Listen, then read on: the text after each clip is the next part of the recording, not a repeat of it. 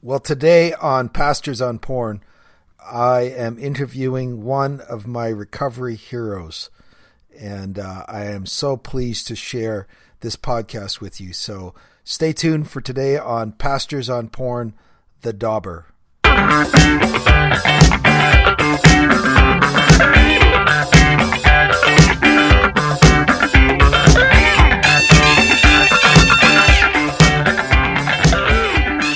Well, I want to welcome you to Pastors on Porn podcast. And as I promised, I have a special secret guest here, Matt Dobscheutz from Porn Free Radio. Matt, I want to welcome you to the podcast.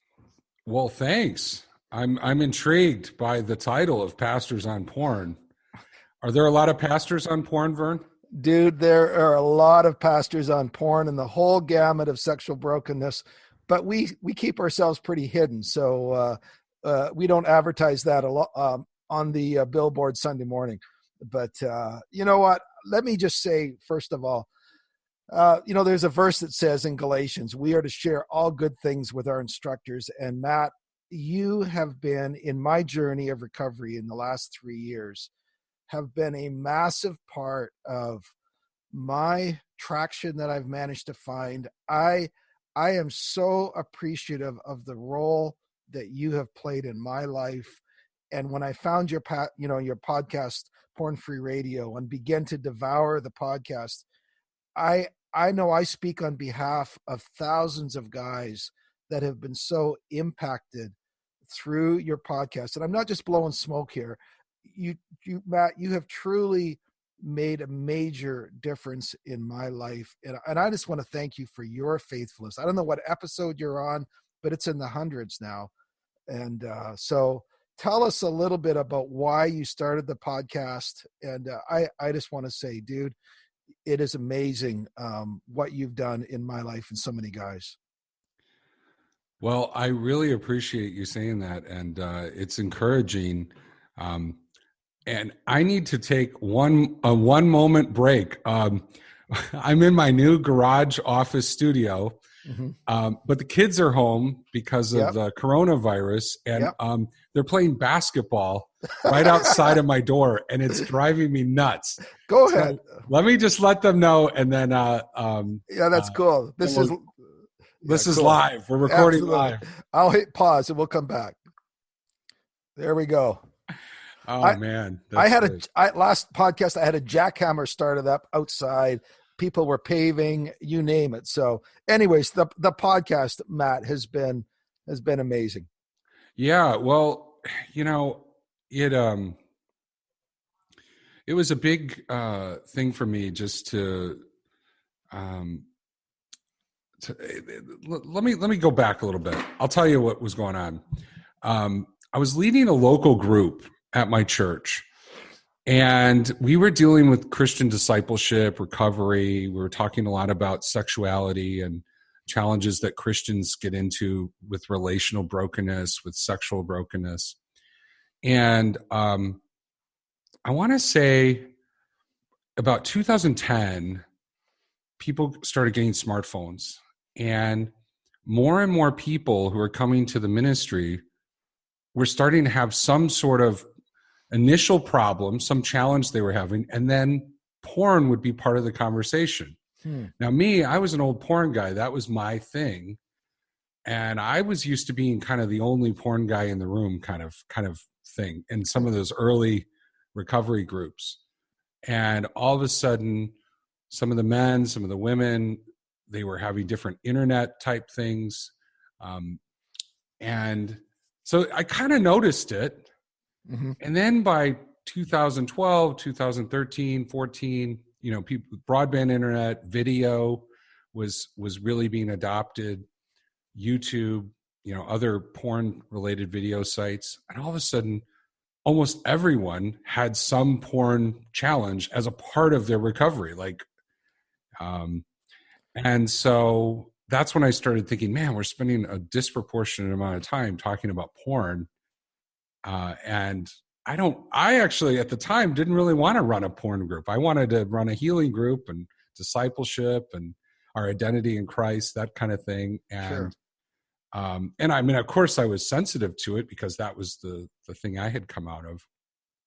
So my original idea was, why don't I create a really practical podcast for people struggling with porn, and it just could get some tips and tools. That was kind of the idea. And then I could just refer people to it.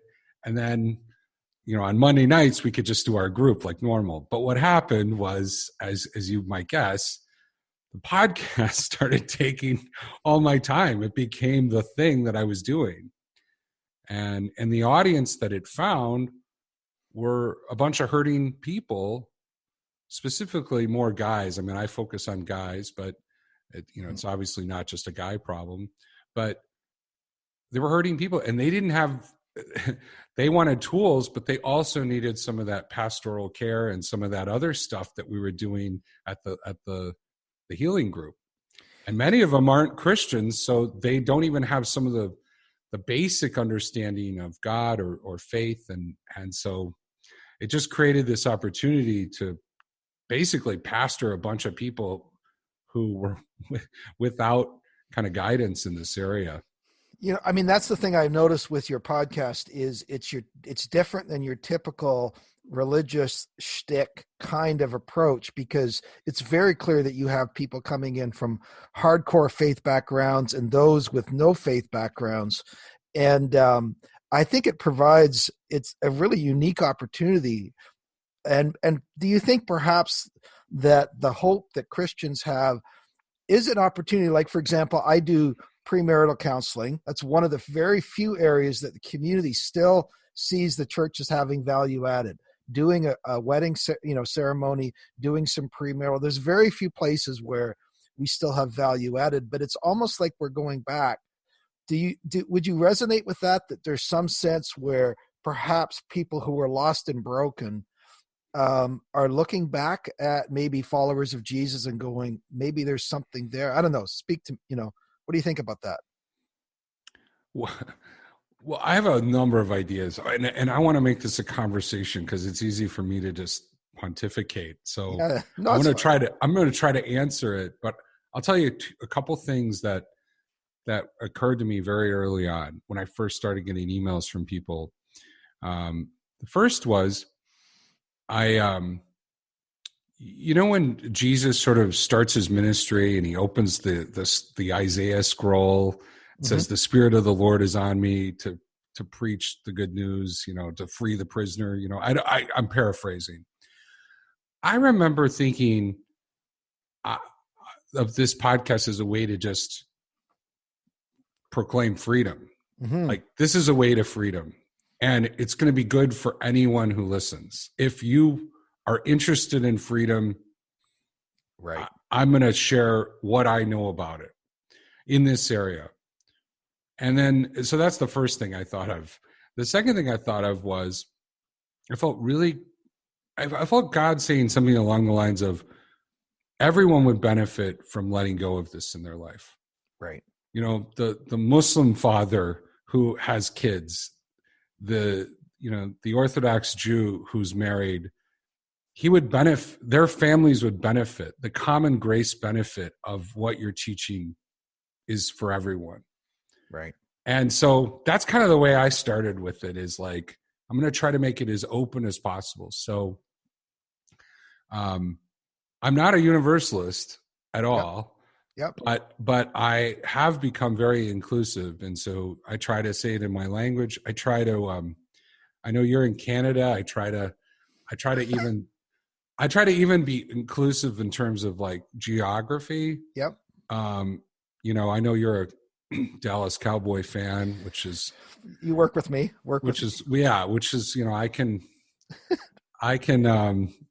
I can still work with you. I mean, I serve Packer fans, so I'm very committed.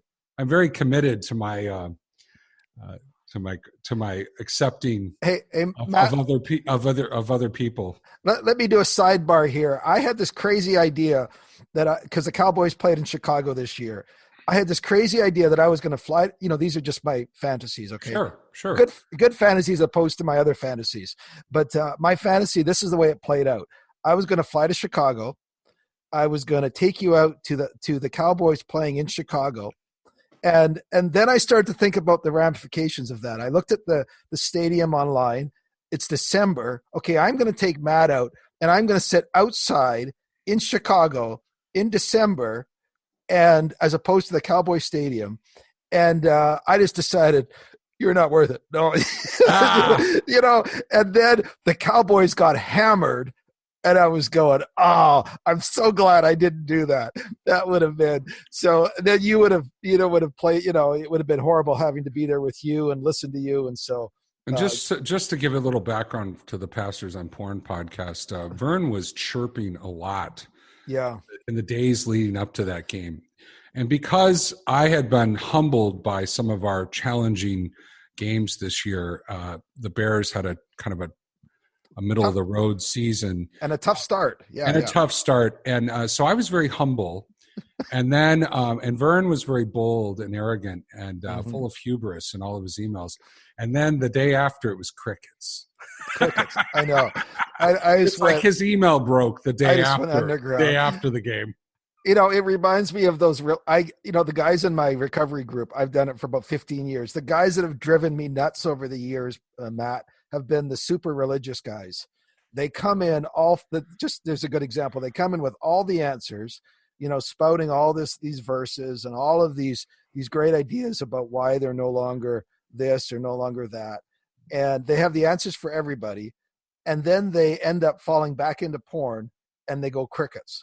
You don't hear from them for weeks. And then they come back, they get enough time, and then they come back full of vigor and vim. So there you go. We will leave that sidebar.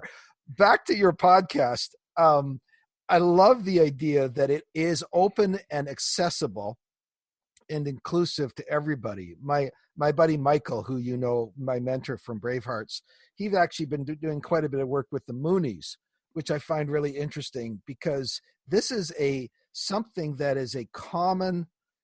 It brings us all back to a common level. I know I hit my problems in 2004 when high speed hit, and all of a sudden I discovered peer-to-peer networks and, oh my goodness, I was just lost. I never did the smartphone thing, but it's a little bit like the smartphones are all of a sudden in your small town when 3 strip joints move into it or 3 casinos move in. And all of a sudden you go, gee, we got all these people with gambling addictions.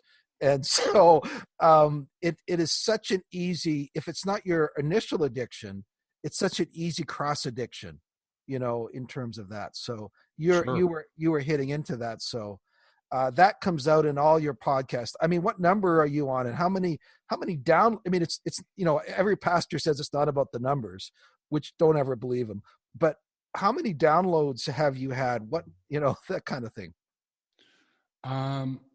Let's see. I don't look at the numbers very often, but the podcast is up to, I think, 224 episodes. And then the downloads are over the whole group is like 1.5 million downloads. That's crazy. But say the most popular episode might have 30,000 downloads. So it's not like it's more across the board. When a guy really resonates with the message, they go deep. There was an episode where this is kind of funny. There was an episode where I rap in the last minute of the podcast, after an hour. Yeah. And I got a few emails right away, about joking about my rapping. And I thought it was funny because I was like, you had to have listened to 57 minutes to get to that part. Mm-hmm. And that was just really gratifying. One of my college roommates said, hey, don't quit your day job with the rapping. And I was like, my college roommate listened to the 57-minute mark. You know what I mean? It was pretty amazing, to see that. So what I would say about the Porn Free Radio audience, that the numbers are interesting, but I don't know, those numbers don't mean a lot, the kind of the metrics. But what I know about this audience, though, is they go deep.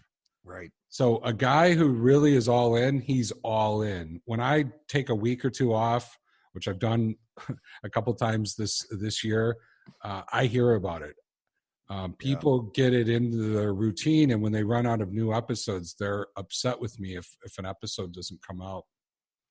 Well, one of the things that anyone who's tried to do a podcast, I'm so amazed at this podcast because, after about 15 and 20 minutes, I can preach for 40 minutes pretty easily, but most of my podcasts are 15 and 20 minutes. And I think there's a reason why oftentimes people lead podcasts with 2 or 3 people and they banter back and forth. You have the ability, I don't know if it's the frustrated preacher in you, Matt, but you have the ability to go on for 55 minutes.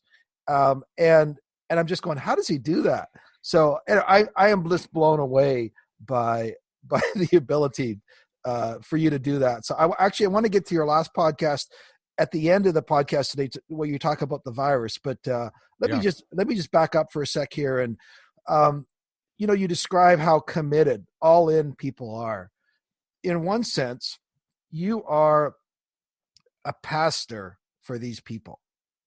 I mean, I know you don't use that language, it would freak some people out, but you really have become a pastor for thousands and thousands of people in this area of their life. You might not have seen yourself that way, and that might have blown you away if you thought about that at the beginning.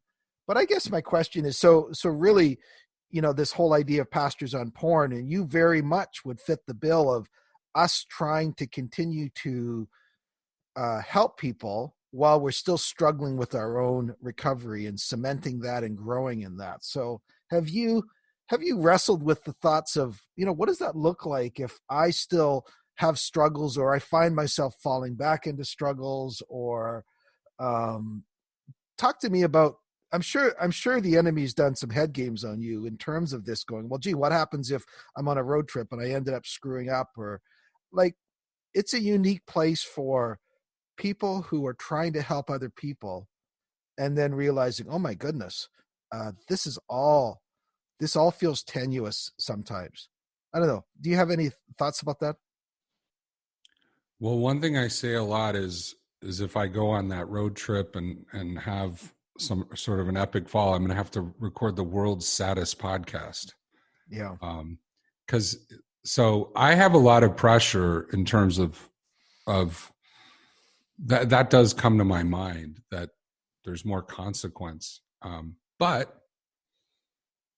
the good news is, one of the things that I talk a lot about is ownership. And the more that someone recovering can take ownership for their recovery, and it's not about external things, then my sobriety or my sort of success maybe is helpful. Mm-hmm. Maybe it's hopeful. But if I let go of some habits that have kept me porn free, and if I slip, ultimately the tools I'm teaching are about self-ownership. And so really the guys should be okay. If my podcast ended tomorrow, right, the guys should be okay, because the message I've been teaching is it's not about me, and it's not even about me prescribing something. It's about you taking ownership. If you heard the beginning of my podcast, who's it for? Do you know? Mm-hmm. Those who are looking for help and hope and okay, motivated guys who want to quit looking at porn. I never wanted to be the podcast where I'm trying to motivate people to do this, right? Where I'm trying to prescribe this life, or where I'm trying to preach against porn. Right. My goal is, I want to find the guys who are already like, I'm tired of this. I don't want this in my life. How do I move forward? And so that's kind of one of the things for me. So ultimately, I feel like that message would still go, even if I struggled. But I will say something that's interesting is, and this is a challenging for pastors in the pulpit, is I love that line. I think it came from G.K. Chesterton originally, and I think John Wimber kind of co-opted it. Never trust a pastor without a limp. Right. And I think a lot of times pastors try to hide weakness.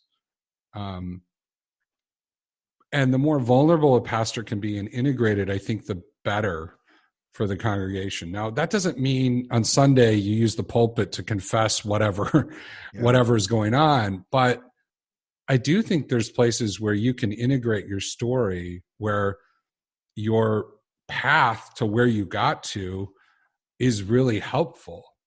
Right. And so I would say that when I am vulnerable about, I've been vulnerable about struggling with food, and I still talk about some things that I'm, challenged with in terms of the sexual recovery.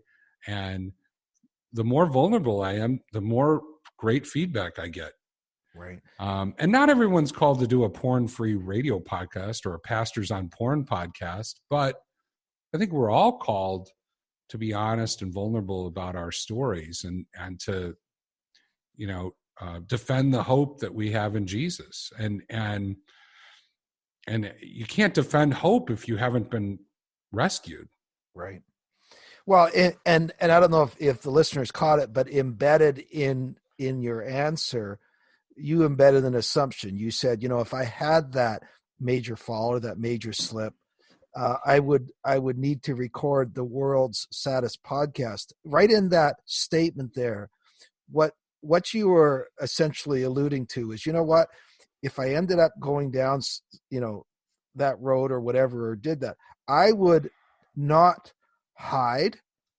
I would not pump up the bravado or the image. At some level, I would say to people, you know what? I'm struggling again. I'm wrestling again. I had some things happen to me that I'm back, and I've got to, with God's help, begin to find an equilibrium again. But, so embedded in that was that very level of authenticity. Yeah, obviously in the right way, there was a level of authenticity and vulnerability that would, it would be a fast fall, it would be a quick recovery, because your posture, Matt, and that's what has come out over and over again, has been, you know what, my life is only going to be successful if it's lived in a community of fellow strugglers, and I'm not hiding or isolated. I don't know. Would you know what I'm saying? And I think that's what everyone can look to and going, Matt, if I can replicate that in my own life. We're not going to necessarily do this perfectly. And one of your great episodes was anything worth doing. Finish that. Is worth doing badly. Another G.K. Chesterton quote. Absolutely. And I love that idea that the person that knocks on the door of a brothel, the way that, what's his name from, the podcast, I'm sorry, he's going to kill me. The idea of anyone who surfs for porn is really surfing for God. John Michael Cusick. Yeah. Great example there. Well, this whole idea of isolation, Matt, is a huge issue. Talk to me a little bit about and I got to say this is a public confession. This is my turn. I was so impressed. I went up for a walk yesterday, listened to your podcast on the coronavirus, the COVID virus. I just want to come clean here. I am going to use your podcast as a template for my Sunday sermon, online sermon that I'm doing to our people. I will quote, I know that you used a Harvard thing as well, but I'm going to give credit for where the idea came from. But tell me, I was so impacted by this whole aspect of isolation, and I encourage everybody to go to Porn Free Radio and listen to that podcast. It's the most recent one. Can you just give us a Reader's Digest condensed version of your takeaway from the story of Mr. Shackleton and how that related to isolation and those things? Well, Vern, I was responding to people in the Porn Free Radio community and some of my coaching groups who were saying, hey, Matt, my work is sending me home to work from home. Or I have some listeners in other countries where travel was restricted, or they were, forced to be to stay in their homes. And for a lot of guys, this was a situation that they would have avoided, that there would have been too much freedom or too much potential. There wouldn't be enough accountability. And And, for years I would say, go to Starbucks and work, or go, Right. go get a co-working space so you're around people. And now all of a sudden they're being mandated to stay in their homes. And so people are freaking out, not just about the anxiety of, the challenge of dealing with this virus, but also this new challenge of how am I going to deal with the threat of working at home when I haven't really had a great track record with unaccountable time and devices and computers and internet at home. So I was thinking about that, and I actually started recording the podcast, and this was fortuitous. What's it? Not divine. I was going to say, I probably got inspired. I definitely got inspired. We'll go with serendipitous too for the. I was trying to think. Well, I was trying to think of the word. There's a word. I can't remember what it was. But anyway, my point is, I just stopped recording because I was kind of just hacking my own ideas together, and immediately I thought of Ernest Shackleton, and he was a polar explorer in the last century, and he had this big expedition to go cross Antarctica on with sled dogs by foot. Yep. And they went down with 2 boats, and they were going to park one boat on one side of Antarctica and one boat on the other side, and they were going to run across the 1,000 miles or whatever at the smallest point. And but what happens 80 miles from Antarctica, they get caught in pack ice. The temperature drops, the sea freezes around them, and the boat gets stuck. And so they essentially go from having this big goal of crossing Antarctica to just getting home alive. That becomes their new goal. Right. And he keeps I think it's like 28 crew members alive for 2 years on the ice in Antarctica, living in tents, having like lifeboats and just crazy stuff, killing seals to eat. And I mean, it's just the worst conditions possible. So it reminds me of that. There used to be a series called I Shouldn't Be Alive. I don't know if you remember that. And there was this line, just when you think things couldn't get worse, and then all of a sudden a bear attacks, or just when you think things couldn't get worse. And the whole episode is on it, just what people dealt with. It was crazy. Yeah. So the interesting thing about Shackleton is I think he wanted to go to this expedition to kind of build his fame and his standing, and he's most famous for this failure and how he responded to the failure. And actually what's funny is I bet you if I quizzed you to name some other polar explorers, you couldn't come up with one. No. And that's the funny part about it. History remembers him because of this triumph of survival. And so there's been Harvard case studies about him. There's been all these books written just about his attitude, how he led in this real time of challenge. So I was thinking, guys, we're getting shut in. We're getting in a situation that we didn't choose. What can we learn from his time? And there were a number of really positive things that I learned about the way he approached it. But the one that I think really resonated the most was he had a high value on optimism. Mm-hmm. And it was kind of not giving any room to pessimism. He felt like pessimism, boredom, and idleness were sort of the enemy of survival. Mm-hmm. And so he was very goal focused. And he said if the goal changed in the sense of when they had tragedy after tragedy of things happen, but he would just focus on the new goal and shape himself to that goal and forget about whatever came before. So the moment that ship got stuck and he realized it was going to sink, his new goal was get everybody home. He gave up the whole let's cross Antarctica, and then so it was like one thing after another that he did that was just amazing. And so that podcast really came together, and I'm happy you liked it because I feel like in the next few months we're going to continue to have to talk about fear, anxiety. We're going to have to talk about strategy, connection, all the things that I just think it's going to be something we're going to have to be talking about every week on our podcast. I've even thought about doing like multiple podcasts in 1 week, just because it feels like anything else is disingenuous. I don't want to talk about, some of the more less pressing topics, like 5 tips for whatever, like, it's just forget about it. It's like I think fear, anxiety, challenge, connection, isolation, those are the things we need to be talking about.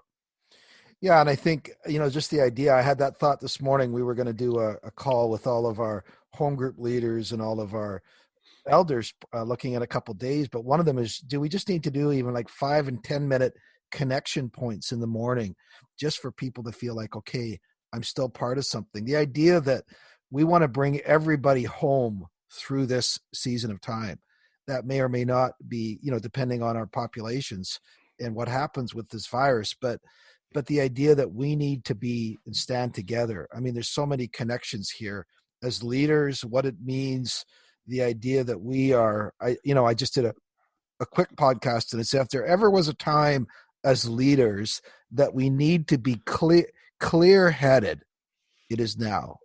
If there ever was a time that we need to have courage, it is now. Whether it's porn or other distractions that just kind of sap that core strength from us, this is a time for us to truly lead through this, what feels like a perilous time. Well, what's interesting about this challenge is I was talking to the guys last night in one of my coaching groups, and luckily I had a little glimpse of where this was going a week or two ago, because I have a group that's primarily in Europe. So the Europeans were talking about restrictions. They were talking about, just life changing on a dime. So I got a little precursor last week, and then this week it's starting to ripple through the U.S. and Canada. And but here's a couple of things I know. We're dealing with big feelings right now out in the world: fear, anxiety, uncertainty. Those are some of the biggest triggers for guys who struggle with addiction, struggle with escape and numbing. Is like, a guy who is uncertain, a guy who's fearful or anxious. I mean, those are huge triggers. And how about out of control? That's a big one too, feeling out of control. So we're dealing with big feelings. And then we have some threats. We're now cooped up in our house, potentially having to manage time in a different way, a new routine, right? So that's a big situation that needs tools, So we have big feelings, big threats now. Yeah. But the hopeful thing is we have more time, potentially. Right. I mean, think about all the guys with a daily commute. Think about all the guys who had to go to, travel baseball like me all afternoon. Right. Or, all these kids' activities, all these things. Now, yesterday I was at home for almost the whole day. I had it felt like 5 extra hours. Right. Because I wasn't running around doing stuff. So it's like, the one thing that people say sometimes in recovery is, I don't have enough time for this, or I don't have enough time to do a morning routine. I don't have enough time to make a connection call or to go to a group or whatever. And now what do we have? We have time. So, I think this is a great opportunity to grow. Right. If these feelings are coming up and you've got these new challenges and threats, how do you grow? How do you grow in this time? And I think there's a huge opportunity. Well, and because of technology now, there is, I know I've been doing some work on developing some online courses, obviously through technologies like Zoom and that the idea of online courses. Just tell me a little bit about, because that's obviously going to be, a lot of typical maybe structures like Celebrate Recovery or SA or some of these things, they're, up here in Canada right now, West Coast, everything's getting shut down. Today, my wife's a teacher. She's finding out at 3:00 today is if the school year's done for the year. They've already started that, done for the year. We're finding out those things. But with the online courses, and the online learning opportunities and the online connection opportunities, we are in a different place. Yeah, and I appreciate your time here. Just tell us about your Rev Group, what you've learned in mentoring guys online, because it gives maybe people some hope as to, because that for some guys that go, well, that sounds weird, or I'm not sure that would even be effective, or describe to me, because that's an area of ministry that you've really pressed into, and I'd love to hear. This is a chance where I'm actually inviting you to. You always feel guilty when you talk about it in your podcast, I can tell, but you don't have to. I don't feel guilty. Good. Okay. Well, I don't feel guilty at all. I feel guilty whenever I talk about soft sell. I might soft sell a little bit, but I don't feel guilty at all. Okay. Well, here's a chance. Tell us about the groups. Well, I'd love to speak to one thing that I think is a huge assumption, that somehow online or using tools or technology is a diminished connection. I think that therapists have thought that for years. I think that 12-step guys have thought that for years. And I see zero evidence in the work I've been doing that tells me that. Right. Vern, I've worked with hundreds of guys, and I'm not overestimating. I understand. I looked at the numbers recently. In Rev Group coaching, we've had at least, I think, 75 guys total. Yep. And I have met probably 3 of those guys in person. Right. And some of these guys I've worked with for several years. And the connection that I feel with them, and then the connection they have with others is amazing. Guys have gone on vacation together. Guys, when they travel, stop in and see each other. I get selfies from different parts of the world when guys connect. There's guys who are weekly accountability partners or daily accountability partners that have come from that. And so I see a complete relational connection. And the truth is, a lot of guys dealing with porn and porn behaviors are already sort of isolated. So there's this barrier to connection that even going to a local group is difficult to overcome. Right. So, well, and how much more so if you were in ministry and your job may hinge on the fact that the board may be calling you in if they hear you're struggling with porn. Right. I mean, I've had a group with 3 full-time pastors. And it just happened they all ended up in the same group. And you know, what's amazing to see is even those guys just can be one of the guys in the group. And I remember this is maybe an Easter ago. A couple of these guys were really working hard on Easter week. You know, it was like meetings every day, preaching, all sorts of things. They were in the more liturgical churches, and so it was like you know, the World Series for them. Yeah. And guys in the group were saying, "Hey, what happens Monday? You know, do you have a plan for Monday?" I mean, these are guys who I don't even know if we're believers. They're asking the pastors, "What are you going to do on Monday when you come off this high after Easter Sunday?" And you know what? It was funny because those guys were setting up calls for Monday morning because they know that they're going to have this big mountaintop experience on Easter week and Holy Week, and then Monday's going to be a challenge. And and it was just cool to see the group support them in a time like that. So I've seen some amazing things. I don't even call it online coaching. I don't call it virtual coaching. I call it coaching. I call it, you know, and it's the same with, you know, just this week, my church streamed their church online, you know, because we can't, in Illinois, we we can't have gatherings of, what was 250 at the beginning of the week. Now our president said 10 people or more is a problem. We're at 50, so give us a week. We went from 250 to 50. Yeah. So we have one of the largest churches in our area.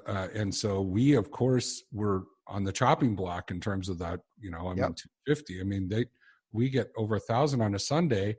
So it was like, my wife said, well, they're not all in the same service. I go, yeah, but they're touching the same bagels and they're, getting coffee and they're walking through this area. It's like, exactly. So they did their service online, and it's like this might be how it has to be for a while. So we can resist and want it to go back to the old days, or we can just embrace where we're at now. How do you do it? How do you connect with people in this format? Well, and you made an interesting point about what happens online, as you said. I don't even call it online coaching. And the example you shared about the two pastors in Holy Week is, I'm sure you've experienced and seen. You're not even necessarily doing the coaching for these group of guys.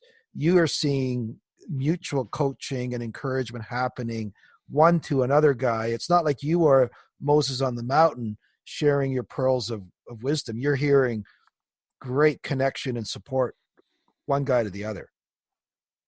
Definitely. I've changed a little bit about how I do coaching when I'm with groups. A lot of times one quote that I say all the time is, when one man works, we all work.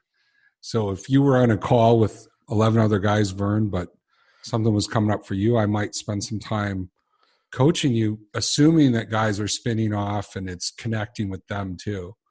But yeah, you're right. Some of the best stuff that happens doesn't involve me. Right. The offline meetings, I go in the Slack group sometime, and there's been this whole conversation before I even get a chance to log in and look at it. Well, and I just love the ownership, like you say, that's happening. My favorite example from your podcast is when one of your listeners developed a whole opening for the podcast. That was so cool to hear. Took a whole bunch of clips from the podcast and made this phenomenal opening that you still use. So I would love to share more about that story. Yeah, but I can't. But it's an amazing gift, and he's not the only musician who listens. There's a lot of musicians who listen, a lot of creatives, a lot of pastors, doctors. Not very many lawyers listen, though. Just a couple of lawyers have been bold enough to be in our community. But no, I'm kidding. There's actually some good guys, but it's been amazing to see the different types of guys who respond to the message, and who want support in this area. Absolutely.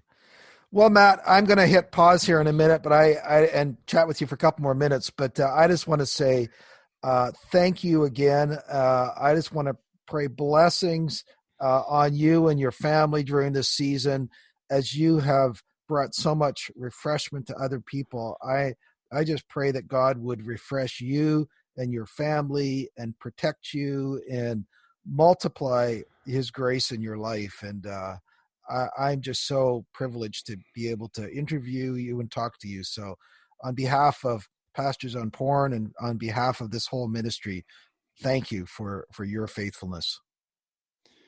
Well, thanks for including me in your community. Cool. Thanks again. Well, we'll see you guys next week on Pastors on Porn. And I don't know if we can do this one again in this level, but stay safe out there.